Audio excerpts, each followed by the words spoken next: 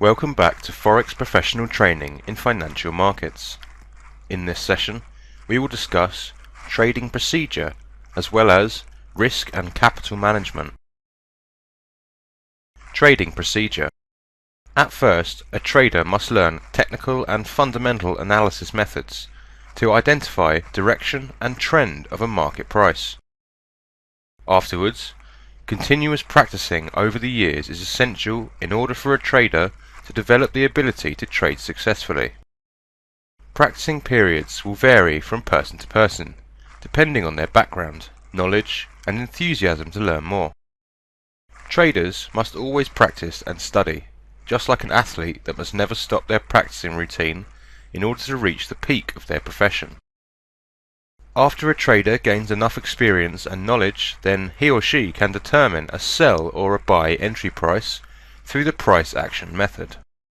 A trader must consider that in some regions it is not possible to place any order, so it is better to watch the market trend and wait for suitable points that can be detected by strategies or patterns such as price action, Elliott waves, Andrews pitchfork, and harmonic patterns. A trader should learn to utilize strategies which can be personalized for each trader. This will be discussed in more detail in our next session. Creating and customizing strategies.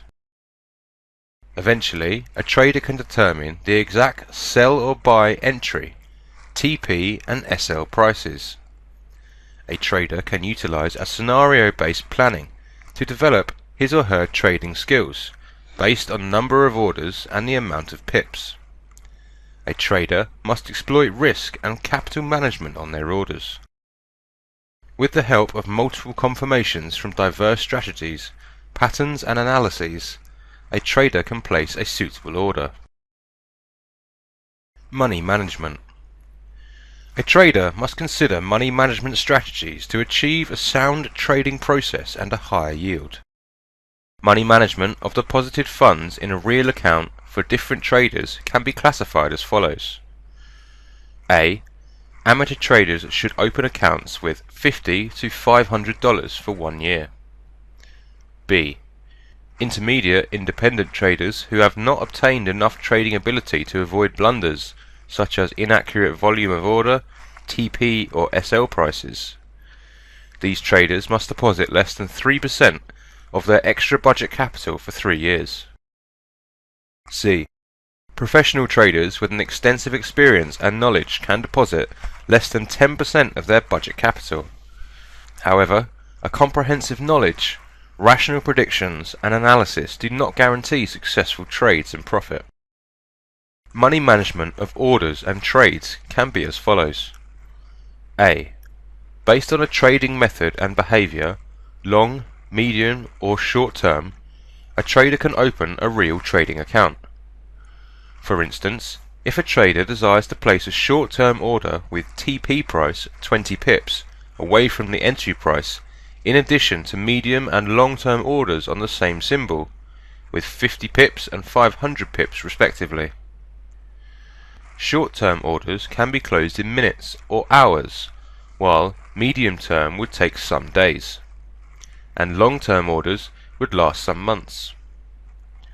It is strongly recommended for a trader to place orders separately in different accounts based on their terms. This method can be applied to reduce the pressure of decision making for the trader. B. A trader can transfer a certain amount of funds from each of the accounts to another one. For instance, if a trader derived profit from their medium-term account and a suitable position with several confirmations is detected on the short-term account, a trader can transfer a certain amount of funds from the medium-term account to the short-term account. C. A trader must never dedicate all of his or her funds to a single account or an order. No one can guarantee that an order will be 100% successful. Any news or an event such as war, flood, or an earthquake can change direction of a trend in which a trader has placed an order with several powerful confirmations. D. A trader must determine the volume of each order considering the following aspects. The ration of reward over loss based on 1 pip price shift. For example, profit or loss of euro against US dollar in each pip is $10. 2. The number of pips that TP or SL points are away from the entry price. 3. The percentage of risk specified by a risk management method. 4. The number of orders around that certain price. Money management in withdrawing funds is an important matter that most of the traders never explore. Keeping too much funds in an account increases the risk of losing the capital. For instance, a trader could derive considerable amount of profit from the trades. After some confirmations, a trader placed an order in which the volume is selected irrationally high due to the large amount of funds in the account. After some fluctuations, price has touched SL point and all of the trader's funds were lost. If only the trader withdrawn a certain amount of funds after deriving profit, their capital would have been saved.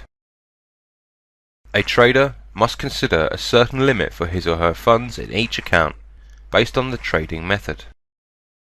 A trader should withdraw the amount of money higher than the defined limit.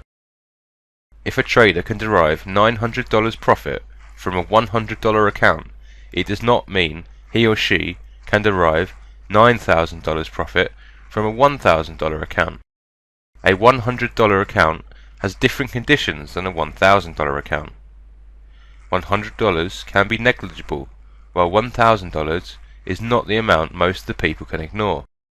The higher amount of money brings more stress on traders. Risk management.